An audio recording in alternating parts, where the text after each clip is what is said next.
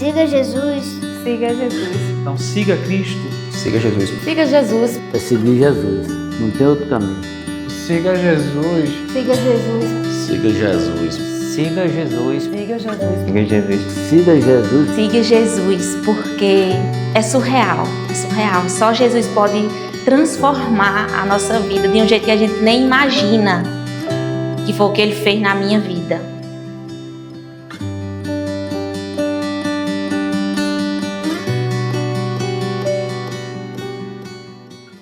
Hoje nós vamos estar encerrando essa série Siga Jesus, um convite à transformação. E ao longo desse mês nós ouvimos vários testemunhos. Na verdade, nós assistimos juntos 13 vídeos. A gente vai sentir saudade de ouvir tantas histórias marcantes, diferentes, mas todas essas 13 histórias, algumas você vai encontrar lá no Instagram. Todas essas 13 histórias, embora cada um com sotaque de Pernambuco, outro da Bahia, cada um com uma história diferente, mas todas elas com algo em comum: transformações. Transformação que acontece por meio do seguir a Cristo, do conduzir Cristo.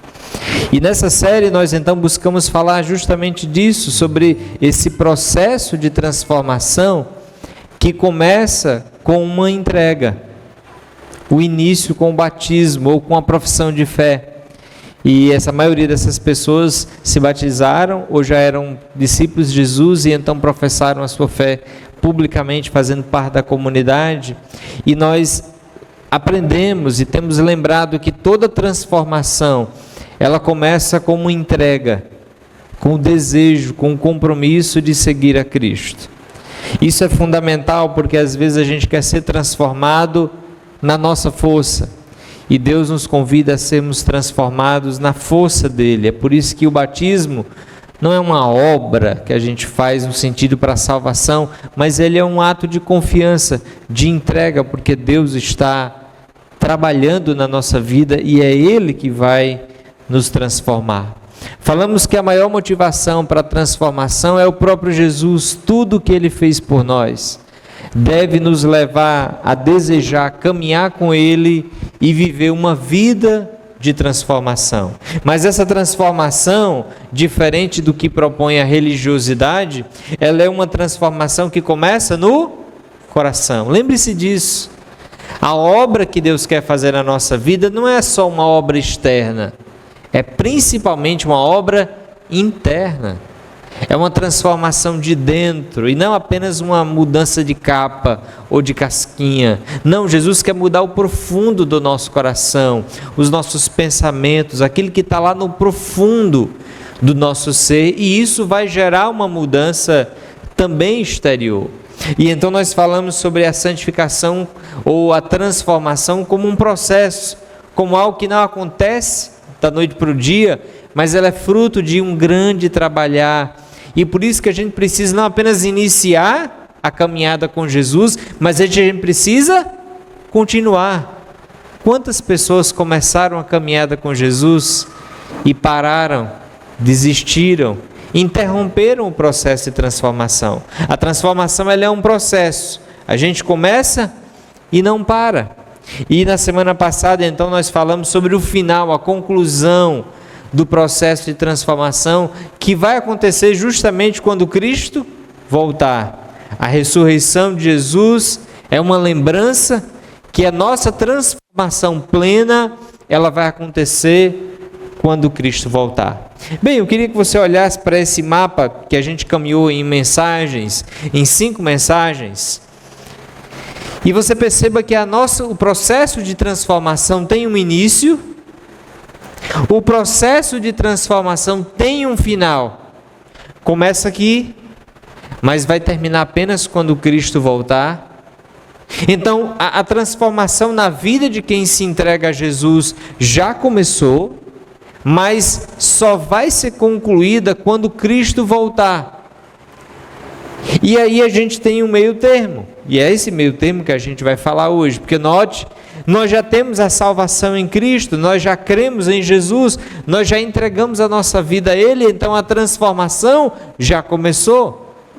Ela já tem data para terminar, porque nós seremos plenamente perfeitos quando Jesus voltar. Quando Jesus voltar aqui, Ele vai concluir a transformação. E falamos semana passada justamente desse desejo que nós precisamos ter pela eternidade. Porque esta vida, este mundo, nunca vai satisfazer plenamente o nosso coração. Apenas Cristo, quando Ele voltar, Ele vai satisfazer plenamente o nosso coração. Então aqui a gente está entre dois caminhos: o início da transformação e a conclusão. Mas nesse meio termo surge uma pergunta: se nós já temos data para sermos definidos perfeitos, plenamente transformados, para que nós estamos aqui? Qual o propósito da sua vida hoje? Se Deus já começou a obra na sua vida, se você já entregou a sua vida a Jesus, você já começou o processo de transformação, ou melhor, Jesus começou o processo de transformação na sua vida, mas também Ele vai concluir. E aí a pergunta: por que Ele não concluiu logo? Por que Ele não conclui logo? Por que Ele não volta logo? Por que Ele não acaba logo com esse processo e Ele encerra a transformação de uma vez por todas? Qual o propósito? Para que nós estamos aqui? E aqui nós vamos então nessa noite perceber que o Deus que nos alcança e que está trabalhando em nós deseja nos usar nesse tempo para, mesmo que imperfeitos, trabalhar na vida de outros.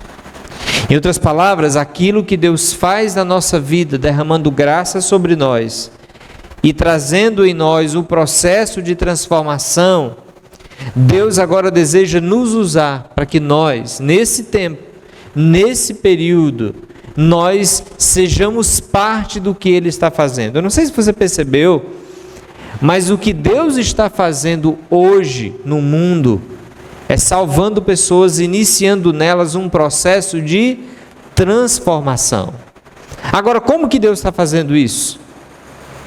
Ele está fazendo isso por meio de pessoas.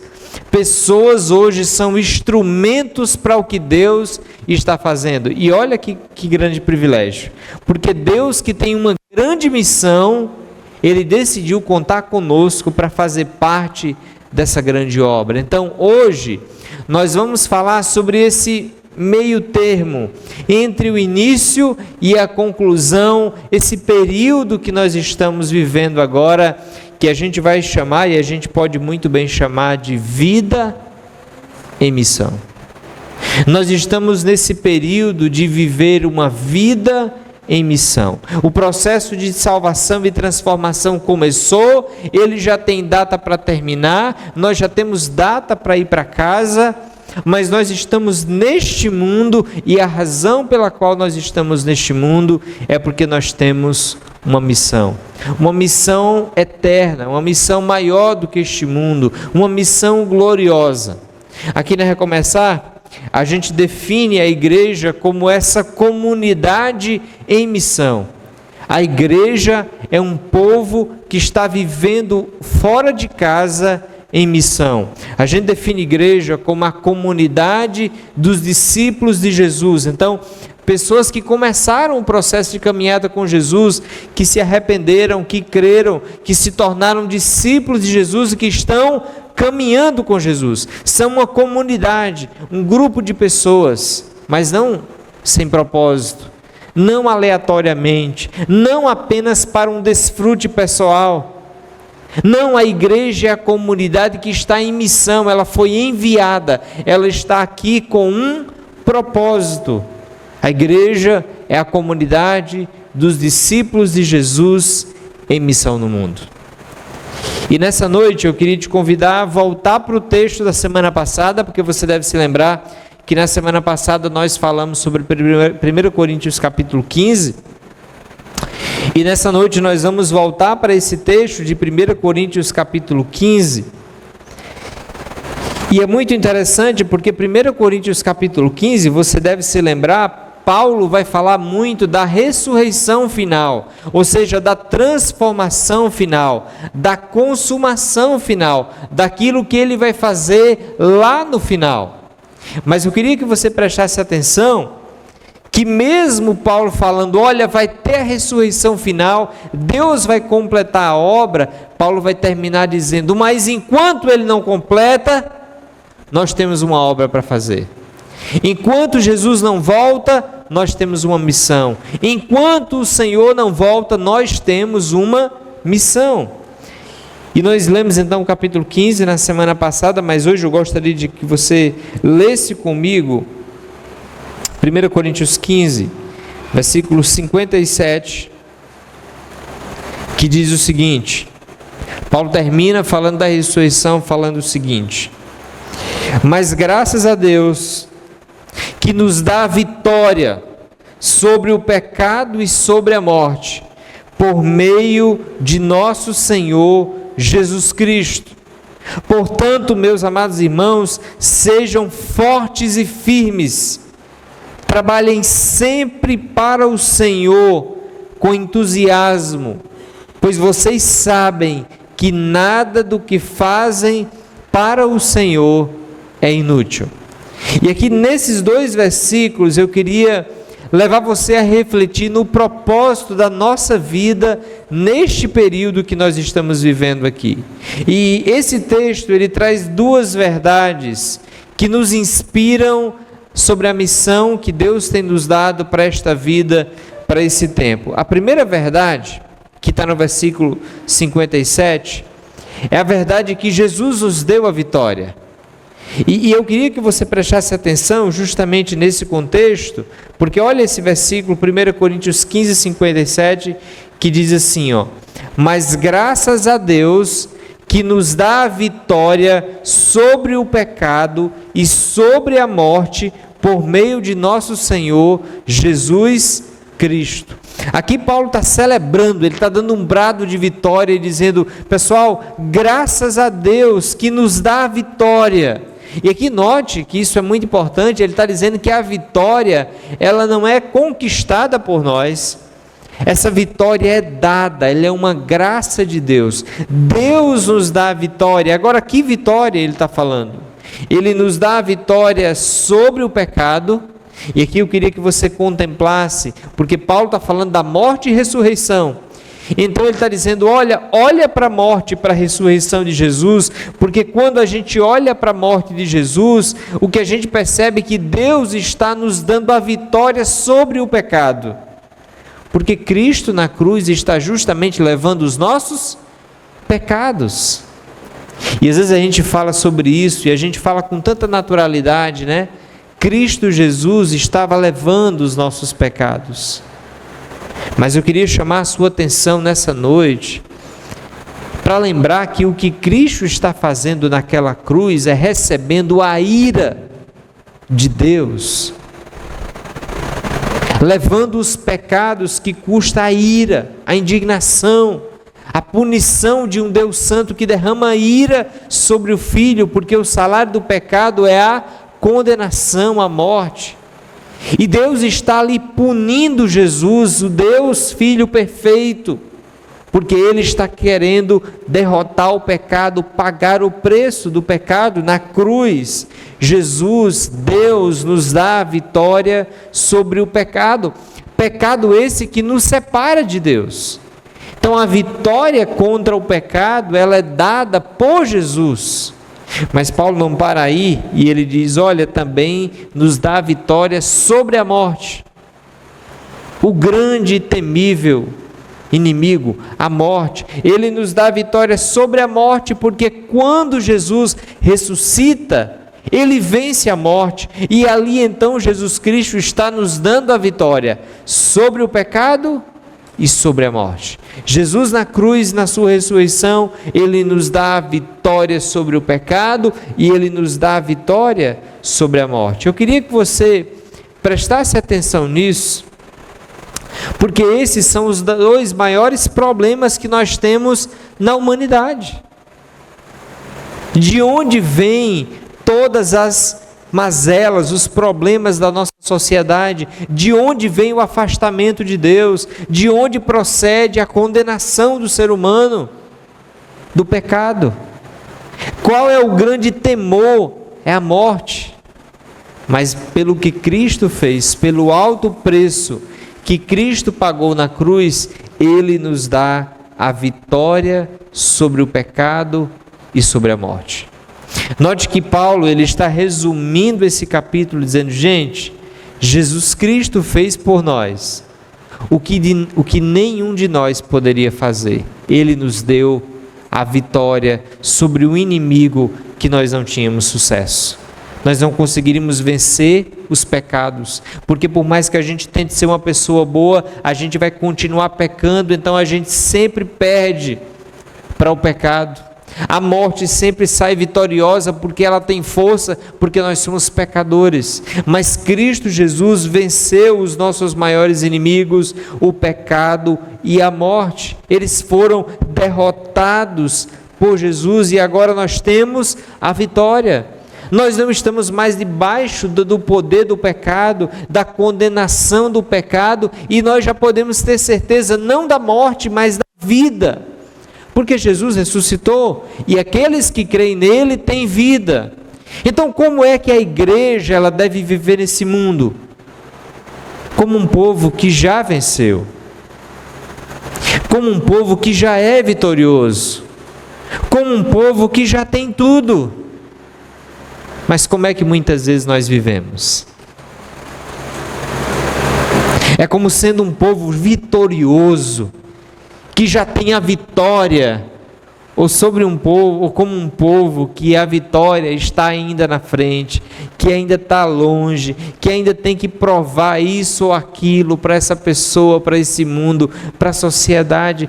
Como é que nós vivemos o nosso dia a dia? É como pessoas que já são mais do que vencedoras. A gente tem a vitória, mas tem um desafio. E esse desafio nós precisamos ser firmes, nós precisamos ser fortes, porque a missão de Deus, num mundo que jaz no maligno, num mundo sem Deus, ela vai ser desafiadora, e nós só vamos conseguir fazer parte do que Deus está fazendo, se nós estivermos e formos fortes e firmes. Paulo diz, sejam fortes e firmes, trabalhem sempre. E aqui note uma coisa, a salvação é de graça, mas o processo de transformação custa caro. A vida com Deus, a gente recebe ela como um presente, mas a gente mantém ela com muita luta, com muito sacrifício. A vida com Deus é pela graça, mas o crescimento é por esforço, é por dependência, é sendo forte e firme. Ninguém tem uma vida de transformação e de crescimento sem trabalhar duro, sem investimento, sem força, sem coragem, sem firmeza, sem renúncia. E aqui Paulo, de maneira muito sábia, diz, irmãos, sejam fortes e firmes, trabalhem sempre. E aí você diz assim, então graças a Deus eu estou na linha, minha vida está alinhada, porque olha, eu estou trabalhando de manhã, de tarde, de noite e até de madrugada de vez em quando. Então, eu estou cumprindo essa vontade de Deus, porque Ele diz, olha, seja forte e firme, trabalhe sempre. Eu estou trabalhando demais, estou trabalhando para morrer literalmente. Só que aqui tem uma coisa interessante, porque Paulo ele vai dizer, trabalhe sempre e trabalhe com alegria, com entusiasmo. Por que trabalhar com alegria e com entusiasmo? Porque a gente está trabalhando para o Senhor. Mas aí ele vai dizer, trabalhem sempre com entusiasmo para o Senhor. Para o Senhor. E aqui note uma coisa, queridos, Deus tem uma obra que nós precisamos realizar. Deus tem uma obra que Ele nos chama para fazer. Deus tem uma obra que Ele nos deixa aqui para fazer essa obra. E essa obra tem a ver com vidas sendo transformadas. Sabe, Nessa série, nós passamos as 5 mensagens falando como Deus pode e quer transformar a sua vida. Mas hoje eu queria que você desse um passo atrás, tirasse os olhos de si e percebesse que Deus não está trabalhando na sua vida sem um propósito. Deus está trabalhando na sua vida para que a sua vida trabalhe na vida de outras pessoas. Ou seja, você não é o fim, você é o meio para o que Deus está fazendo. Deus te transforma para você se tornar um instrumento de transformação. Deus te abençoa para você ser um canal de bênção. Deus te dá vida para você compartilhar a vida. Deus te dá sabedoria para você compartilhar a sabedoria. Deus te dá posses para você compartilhar e abençoar vidas. Deus nos transforma para nos usar como instrumento de transformação. E aqui note, a nossa vida, ela vai alcançar o propósito de Deus, quando a gente entende isso. A nossa vida não alcança o propósito pleno de Deus, quando a gente está só se alimentando, sabe? Só desfrutando. A nossa vida alcança o propósito de Deus, quando a gente compreende o que Jesus diz, que melhor coisa é dar do que receber. Enquanto nós somos discípulos que têm prazer em receber e não em dar, nós não entendemos ainda quem é Jesus. Na verdade, a gente nem está se parecendo com Jesus, porque Jesus é Deus e Ele poderia muito bem ter vindo aqui só para receber. Mas Jesus, sendo Deus, Ele veio a este mundo justamente para dar. E Ele não deu apenas o seu tempo, Ele não deu apenas os seus recursos, Ele não deu apenas cura, Ele deu a si mesmo. Então, se tem alguém que foi forte, firme, que trabalhou duro para o Senhor, esse alguém foi, esse alguém foi Jesus. Jesus é a nossa inspiração, porque Jesus viveu uma vida totalmente voltada para o plano e para a missão de Deus. Jesus foi um homem que viveu com propósito. Você diria que a vida de Jesus valeu a pena? Você diria que a vida de Jesus foi bem sucedida? Você gostaria de ter uma vida como a de Jesus? Isso é tão interessante, porque quando a gente olha para a vida de Jesus, é possível olhar para a vida de Jesus em 2 perspectivas. A gente pode olhar para a vida de Jesus de uma perspectiva bem humanista, bem humana, e dizer assim, cara, a vida de Jesus foi um fracasso. Eu que não quero uma vida daquela. Porque era alguém tão importante, mas não foi valorizado. Nasceu numa estrebaria, viveu numa família simples, passou 30 anos que ninguém nem sabia direito quem era. A gente não tem quase nada sobre a vida de Jesus nos 30 anos de vida dele. Quando ele se tornou conhecido, já tinha 30 anos. E parecia que o negócio ia decolar. Com 33 morreu. A vida foi uma tragédia. Certo, o pessoal pegou tudo que ele aprendeu e o negócio cresceu, mas para ele mesmo, perspectiva humana. Mas da perspectiva correta, ou da perspectiva bíblica, Jesus Cristo é grandioso, porque Ele, sendo Deus, Ele se faz servo. Sendo um rei, Ele nasce num lugar simples. E como a gente precisa dessa verdade, não é? Que se o rei dormiu num lugar simples, como a gente deveria valorizar a simplicidade. Mesmo tendo luxo, a gente deveria valorizar a simplicidade. E esse rei não tem que provar nada para ninguém, porque ele passa 30 anos na obscuridade. Ninguém sabe quem é Jesus durante 30 anos da sua vida e está tudo bem. Isso diz tanto para a gente, né? Que com 30 anos quer ser conhecido, quer ter notoriedade, quer ter um canal com não sei quantos milhões de seguidores, quer ter um nome grande, quer ser conhecido, já quer ter uma boa segurança e quer ser seguro, conhecido com 30 anos. Jesus não se importava com isso. Engraçado que quando a gente olha por essa perspectiva, quem é que é livre? Somos nós ou Jesus? Jesus era livre. Nós hoje nos escravizamos pelo que as pessoas demandam de nós. Jesus não tinha nenhum problema em ficar na obscuridade até os 30 anos. Sabe por quê? Porque ele era muito seguro, ele sabia quem ele era. Ele não tinha que provar nada para ninguém. Inclusive os irmãos dele tentaram uma vez, disse assim: se você sabe fazer tudo isso, mostre-se para o mundo. Jesus diz: não, calma, tudo tem o seu tempo. Eu não tenho que provar nada para ninguém. Eu sei quem eu sou. Eu sei qual é o meu propósito. Então Jesus, diferente muitas vezes de nós que vivem uma crise de identidade terrível, Jesus era muito seguro porque ele sabia quem ele era, ele sabia o propósito. E quando você sabe quem é e você sabe quem é o propósito, o mundo continua gritando, mas você leve. Porque você sabe quem você é e você sabe para que você está aqui.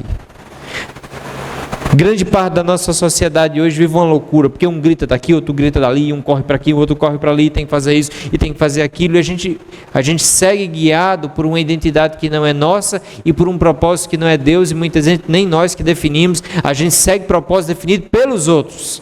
Muito do estilo de vida que a gente tem, a gente nem pensou, a gente absorveu.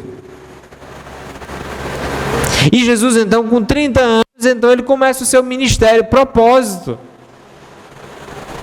E o Evangelho de João retrata que ele diz: olha, não chegou a minha hora, não chegou a minha hora, não chegou a minha hora, não chegou a minha hora, chegou a minha hora. Está na hora do Filho do Homem ser entregue. O que é que isso mostra? Jesus sabia para que ele veio com um propósito. Ele veio para morrer e dar a sua vida para nos livrar do pecado e da morte. Então, quando a gente olha para a vida de Jesus dessa perspectiva, a vida de Jesus foi bem sucedida? Sim, porque ela cumpriu o propósito. E parte disso é que nós estamos aqui.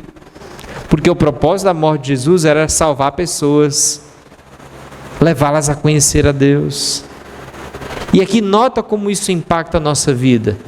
Porque alguém vai dizer assim: rapaz, da perspectiva humana, a vida de Jesus não valeu a pena, viveu só 33 anos. Mas Jesus nos convida a olhar por outra perspectiva. Não importa quanto tempo você vive aqui, importa como você vive aqui. Você pode viver aqui 80 anos, 100 anos e viver uma vida sem propósito correto. Você pode morrer de velhice, sua vida ser inútil. Mas você pode viver 33 anos e deixar um legado numa missão que vai durar para toda a eternidade. Olhe para o texto. Aquilo que nós fazemos para o Senhor, dentro da missão de Deus, não é inútil. Pelo contrário, é eternamente útil. Aquilo, quando a nossa vida é empregada naquilo que é eterno, o que a gente está fazendo vai durar eternamente. Certo autor já disse que aquilo que não é eterno é eternamente inútil. Mas aquilo que é eterno tem um valor eterno. E é isso que Deus nos convida, a entender que nós temos um propósito, a vida em missão. A vida em missão. Esse é o nosso propósito. E sabe, quando Deus está nos dizendo: gente, trabalhem sempre, mas para o Senhor, para o propósito correto, é porque Deus sabe que nesse mundo a gente vai ser muito tentado a se envolver com tanta coisa e perder em vista a missão. perder de vista aquilo que é essencial, perder de vista a eternidade, perder de vista aquilo que é tão importante e sublime para nós. Essa semana eu estava num pequeno grupo e eu achei interessante. Alguém entrou na ideia de levar a sua cruz e alguém disse: olha, o pessoal fala aí, pega a sua cruz e siga, mas na verdade todos nós sofremos. A grande questão é pelo que a gente sofre. Lembra? E é interessante porque é verdade. Todos nós trabalhamos, todos nós sofremos, todos nós querendo, percebendo ou não, querendo ou não, nós temos propósitos na vida. Às vezes a gente nem sabe, mas tem. A grande questão é se o propósito que a gente está empenhando a vida é o propósito de Deus. E por que isso é tão importante? Porque se você tiver com um propósito e ele foi de Deus, ele vai ser eternamente útil. Mas se o meu propósito não é um propósito de Deus, eu estou empenhando a minha vida, a minha energia em algo inútil, em algo passageiro, em algo transitório que vai durar pouco tempo. Você entende por que essa pergunta é tão importante? Essa pergunta, por que nós estamos aqui, ela é uma das mais importantes, porque se a gente não definir a nossa missão, alguém vai botar uma missão no nosso colo. Se a gente não definir o que é que eu quero fazer da minha vida, alguém vai dizer o que é para a gente fazer da nossa vida. Vai fazer. E a grande questão é que muitas vezes a gente pode estar empenhado em algo que não é o grande propósito. E eu queria te convidar a pensar sobre isso nessa noite. Qual o seu propósito de vida? O que é que você quer fazer durante os dias de vida que você tem? Há uns 5 anos atrás eu estava em Sousa, na Paraíba, pastoreando uma igreja que eu amo muito. E eu sempre vivi muito a dinâmica da missão de Deus, do propósito de Deus. E há 5, 6 anos atrás, enquanto eu ainda estava na Paraíba, Deus mexeu muito em mim, colocando em mim de maneira bem clara que o que Ele deseja para a sua igreja é que a igreja abra os olhos, que não tem nada mais importante do que pessoas, do que vidas. Deus ama pessoas. Jesus não morreu por estrutura, Jesus não morreu por denominações, Jesus não morreu por coisas secundárias, por mais que elas sejam importantes. Jesus morreu por vidas. Jesus se preocupa com vidas. Jesus diz para os seus discípulos: vão e façam discípulos, vidas. Jesus chega para Pedro e diz: Pedro, pastoreia as minhas ovelhas, vidas. Jesus chegou para os discípulos antes de partir e disse: vocês vão ser minhas testemunhas, para testemunhar para vidas. Jesus não planejou estrutura, Jesus planejou vidas.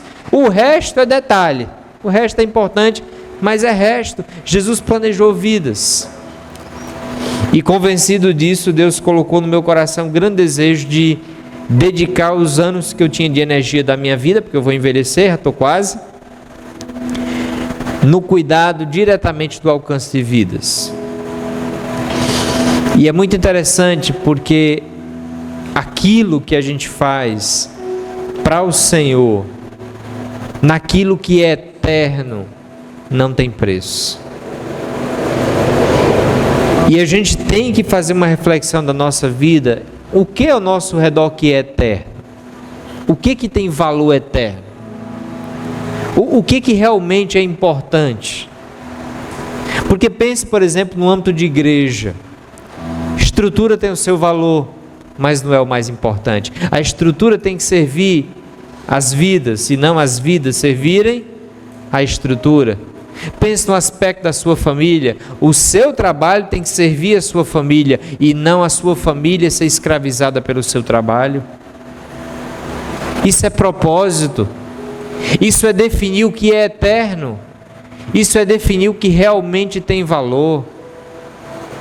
É olhar para a nossa vida como se a última semana, fosse a última semana, a última missão. Sabe, é tão interessante porque Jesus, ele tinha uma convicção tão grande que a vida dele era limitada aqui, no sentido de que ela ia ter fim aqui, que ele não se distraía, ele tinha foco. E às vezes a gente perde o foco se distraindo com tantas coisas, porque a gente esquece que a gente tem uma vida limitada aqui, a gente tem um tempo limitado aqui, e a gente para de perceber e de pensar o que é que eu vou fazer com o pouco tempo que eu tenho de vida aqui. Quando a gente foi definir a missão da Igreja Recomeçar, a gente definiu que a nossa missão, o nosso propósito como igreja, como indivíduo é essa. É levar pessoas a um relacionamento crescente com Jesus. É levar pessoas para conhecerem Jesus, amarem Jesus e caminharem com Jesus. Então não tem a ver com outra coisa, senão com relacionamento e senão com Jesus. Note, é uma missão que tem a ver com gente, com pessoas. E sabe por que você precisa, e eu preciso lembrar sempre disso? Porque o que Deus está fazendo no mundo hoje é trabalhar em pessoas. A gente falou esse mês inteiro sobre transformação, porque o que Deus está fazendo na vida das pessoas hoje é transformação. Ele está agindo na sua, nas coisas boas que acontecem e também nas difíceis. Tem coisa difícil aí? Tem luta aí? As lutas não estão ao além, ao acaso. As lutas Deus vai agir nelas também para nos transformar à imagem de Jesus, para nos fazer crescer no relacionamento com Ele. As lutas também é prova que Deus nos ama e está conosco. Ele usa o que é mal aqui para o nosso bem. Ele está cuidando de vidas. E se Deus, gente, está empenhado nisso, nós deveríamos muito nos empenhar nisso. Então eu queria te desafiar nessa última mensagem. Siga Jesus, um convite à transformação, a você entender que Deus não está apenas transformando a sua vida. Deus quer usar a sua vida para transformar outros. Ah, pastor, o senhor não conhece minha vida? Se o senhor soubesse como está a minha vida, o senhor ia dizer que eu não tenho nada para contribuir com ninguém. Não é verdade. Todos aqueles que Deus alcança, Deus quer usar para alcançar pessoas. Todas as pessoas que Deus está trabalhando, Ele quer usar a tua vida imperfeita para trabalhar na vida de outras pessoas imperfeitas. Se a gente se perguntar hoje, de maneira bem simples, a gente ajuda a definir o nosso propósito quando a gente pensa no que Deus está fazendo. O que é que eu tenho que fazer no mundo? Algo que Deus está fazendo. O que Deus está fazendo? Transformando vidas, investindo em vidas. Então nosso propósito tem que ver com isso. Tem a ver com vidas que estão aqui, mas a gente não pode ser egoísta. Tem a ver com a nossa própria família? Tem. Pessoas que você tem que amar e levar para perto de Jesus. Sua própria casa, que às vezes a gente cuida dos de fora e não cuida dos de dentro. Mas também tem a ver com os outros. Tem tanta gente que ainda não conhece Jesus e está em desespero, está em tristeza, está em agonia. Nossa missão é abençoar e transformar vidas, ser instrumento que transforma Jesus, mas sermos instrumentos de transformação. Isso é um propósito não inútil, eterno, glorioso, e isso traz alegria para o nosso coração. Talvez a pergunta para a sua vida seja: como é que eu posso fazer parte do que Deus está fazendo? E aqui eu queria terminar essa mensagem dizendo como nós podemos ser esse canal de transformação na vida dos outros. Primeira coisa é que não tem como eu ser parte do que Deus está fazendo na vida dos outros se Ele não fizer primeiro em mim. Começa em mim. Então pense quais são os passos que você precisa dar para caminhar com Jesus, para fazer parte da comunidade de Jesus, da igreja de Jesus, para caminhar perto. Ele primeiro quer fazer em você, para depois fazer através de você. E quando Ele fizer em você, quando você iniciar, Ele vai usar a sua vida para grandes coisas. Esse momento que a gente chama de edificando, é o momento que a gente se reúne na semana para compartilhar e desafiar uns aos outros com a palavra. Esse momento não tem a ver só com você, viu? Se tem um motivo que você tem para fazer parte de um pequeno grupo, Não é por causa de você, é porque tem outras pessoas que precisam ser edificadas. Quem é que vai edificar? É discípulo de Jesus que edifica discípulos. É gente que cuida de gente. Aqui na Recomeçar, a gente abre mão desse negócio de que quem cuida de todo mundo é o pastor. Não, aqui todo mundo pastoreia. Aqui todo mundo cuida, todo mundo é responsável de cuidar uns dos outros. O pastor está lá, ele está lá para orientar, para cuidar, para aconselhar, mas aqui todo mundo tem que cuidar de todo mundo. É a visão de Deus. Todo mundo faz parte da obra de cuidar de vidas. Já pensou um homem só cuidando de todo mundo? Quer matar o pastor? Não. O plano de Deus é que todo mundo cuida de todo mundo. E é tão interessante, porque já nesse ano eu visito os pequenos grupos e tem um cuido, mas é tão interessante que o momento é tão legal, não é? A gente conversa, a gente discute, a gente conversa, a gente abre o coração, fala das lutas, edificar, caminhar com pessoas, levar pessoas para um relacionamento crescente com Jesus, mas também servir é uma das maneiras que a gente tem para levar pessoas para um relacionamento crescente com Jesus. Para a gente estar aqui, por exemplo, desfrutando desse tempo de reflexão tão agradável, pessoas chegaram aqui entre 9 e 10 da manhã e saíram quase meio-dia para arrumar tudo. Outras e algumas dessas que vieram também de manhã chegaram 4 horas da tarde, para você chegar aqui 6 horas e está tudo no jeito, tudo montado para você ouvir de Deus e você adorar a Deus. O que é isso? Pessoas que estão servindo. Aqui na Recomeçar a gente diz que quem aperta um botão, quem ajuda lá no estacionamento, ali na rua, nas boas-vindas, não está só fazendo isso, está levando pessoas para Jesus. Porque se elas não tivessem montado as cadeiras, a gente ia sentar como? Então tudo que a gente faz é para levar pessoas, é serviço para levar pessoas para Jesus. Mas também, gente, contribuindo. Hoje a gente falou do relatório financeiro, e eu queria, nossa igreja, você já deve ter percebido, que a gente não fala tanto de dinheiro no decorrer do culto, e a gente tem um motivo para isso, a gente explica na conexão e também nos 4 passos, mas não é porque a Bíblia não fala sobre contribuição. A Bíblia fala que quando Jesus governa a nossa vida, Ele governa toda a área da nossa vida, inclusive o nosso bolso, porque por trás de cada ação que é feita, exige uma estrutura. Para a gente estar aqui, precisou desse equipamento, precisa de cadeira, precisa do cafezinho, precisa de coisa, o presente precisa ser comprado, tudo precisa ser organizado, e tudo isso envolve recursos financeiros, muito recurso financeiro. E esse recurso, a nossa contribuição, a sua contribuição, não é apenas uma contribuição. Eu queria que você entendesse isso, que o que você está fazendo não é simplesmente contribuindo. O que você está fazendo é investindo em pessoas eternas. E sabe, uma das coisas de privilégio que o pastor tem e que vocês não têm é saber de mais coisas do que vocês sabem sobre a vida das pessoas.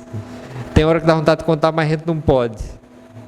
Mas se a igreja ela soubesse, ela sabe de algumas histórias, mas ela soubesse as histórias de pessoas que chegam aqui e que são cuidadas e amadas por causa do investimento de cada um de vocês, a gente ia dizer como é bom participar disso.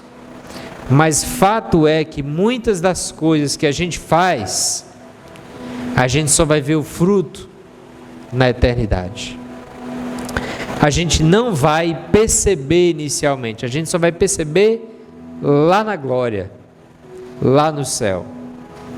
Então a contribuição financeira, ela não é simplesmente dinheiro que perece, ela é investir em algo eterno, em algo que tem um futuro grandioso. Sabe por que igrejas, a maioria das igrejas que são parceiras nossas, a maioria delas igrejas pequenas, são lá de São Paulo, nunca viram vocês, me conhecem, algumas eu já fui, outras nem fui, mas sabe por que elas investem? Elas investem porque elas acreditam que o projeto vai alcançar vidas para Jesus, que elas vão ver na eternidade. Talvez elas nunca conheçam nesse mundo, mas na eternidade vai ter um povo lá redimido, porque eles investiram. Porque se pessoas não tivessem investindo no projeto, o projeto não sairia. A gente tem que ser realista, e Deus abençoa a obra dele, mas a obra dele não funciona sem o recurso. Deus, a visão segue o dinheiro, mas o dinheiro segue depois a visão. E isso é tão importante a gente entender, que a contribuição é importante. Essa semana eu vi no status de alguém essa frase. Fui pesquisar quem era a frase, é uma frase de Santa Teresa de Ávila. E ela diz o seguinte: é justo que muito custe o que muito vale. É justo que muito custe o que muito vale. Eita, mas servir dá um trabalho, dá, mas vale. Vale porque são vidas eternas. Eita, mas fazer isso dá uma luta, mas vale. Vale porque é eterno. Rapaz, mas esse homem lá em casa, essa mulher lá em casa, esses meninos, dá um trabalho para levar isso para Jesus. Dá, mas vale, porque eles são eternos. Agora pense nas outras coisas. Elas são importantes, mas elas não têm um valor tão eterno. Gente tem um valor eterno. E essa área da contribuição financeira é uma área que a gente tem que ter cuidado com o nosso coração. Por incrível que pareça, Jesus falou muito sobre tesouro e dinheiro. E ele vai dizer que a gente vai estar investindo aqui na terra ou no céu. Tesouros, valores que a gente dá, ou para a eternidade, ou para o céu, ou para a terra, momentâneos. E é interessante porque a gente vai sempre ajuntar aonde o nosso coração está. É por isso que a gente falou naquela mensagem que a transformação começa no coração, porque o problema não é o bolso, o problema não é a falta, o problema é o coração. Jesus disse que onde o seu tesouro estiver, ali também estará o seu coração. A gente investe aquilo que a gente valoriza. A falta ou o nível de comprometimento com investimento em vidas, em pessoas, tem a ver com o nível de comprometimento que a gente tem com a eternidade, com o nível de visão que a gente dá para isso. Então entenda que a contribuição financeira é um privilégio, porque é um meio de Cristo reinar também sobre essa área da nossa vida. Ele nos abençoa para a gente abençoar outros. Eu gosto de uma frase de Ricardo Agreste, que ele diz que discípulo não é quem sabe Bíblia, mas quem obedece.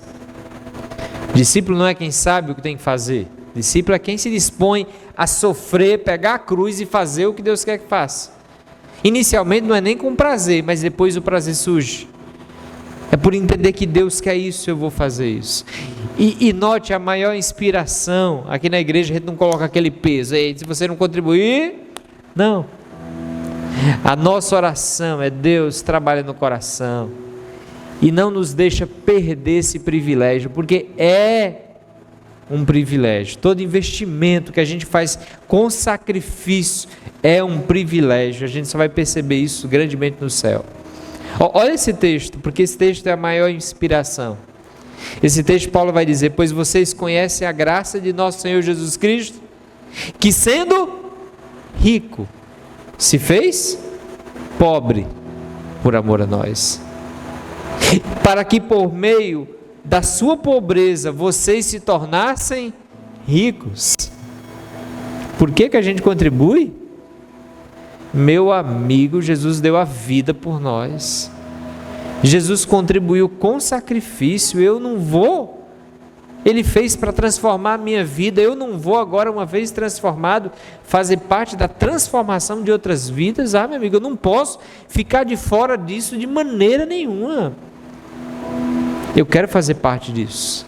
Então, no final das contas, a contribuição, o serviço é sobre amor, é sobre compromisso, é sobre sacrifício, é sobre Cristo Jesus, gente. Nós amamos, nós servimos, nós vivemos aqui em missão porque Ele nos amou primeiro. A gente ama porque Ele nos amou primeiro. A gente serve porque Ele nos serviu primeiro. A gente se sacrifica porque Ele se sacrificou primeiro. A gente contribui porque Ele contribuiu primeiro. Ele nos abençoou primeiro. Eu terminei essa série, essa mensagem, montando essa imagem aqui, que foi uma reflexão pessoal. É uma afirmação minha. Olhando para a caminhada, a minha conclusão é: vale a pena viver a missão de Deus. Vale a pena viver por algo eterno. Vale a pena investir em algo eterno. E o convite é: vamos avançar. Vamos avançar. Essa semana, às vezes Deus nos dá uns privilégios de quebrantar o nosso coração. Vou tentar falar, não sei se eu vou conseguir. Já lembrei aqui chorar, mas eu vou tentar mencionar. Essa semana, quando eu terminei essa parte aqui desse slide, alguém entrou em contato comigo. Foi alguém do ministério que tem muito tempo.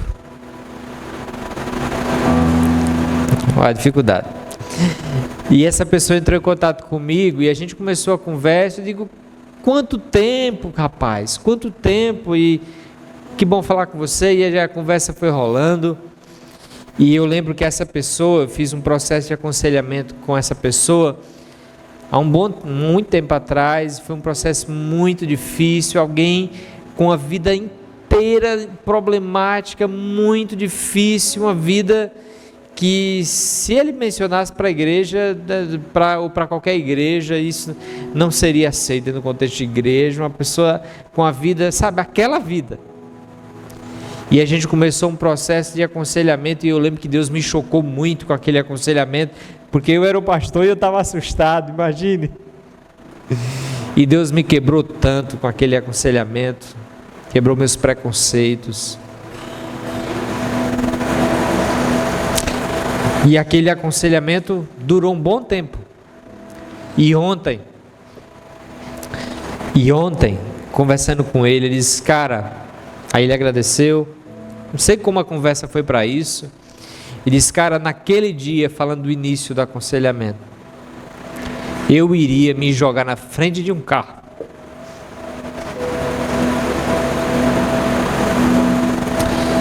E aí ele disse: e aquela conversa, aquele abraço, na situação de vida que eu estava, no meio da lama, sabe? Quando alguém está numa situação de vida que não parece não ter mais esperança mesmo, só porque Deus faz impossível. E ele dizia: eu não fiz aquilo naquele dia porque Deus usou a sua vida. Mas o melhor não foi isso, né? O melhor foi depois o que ele disse. Ele diz: eu estou há 8 anos limpo,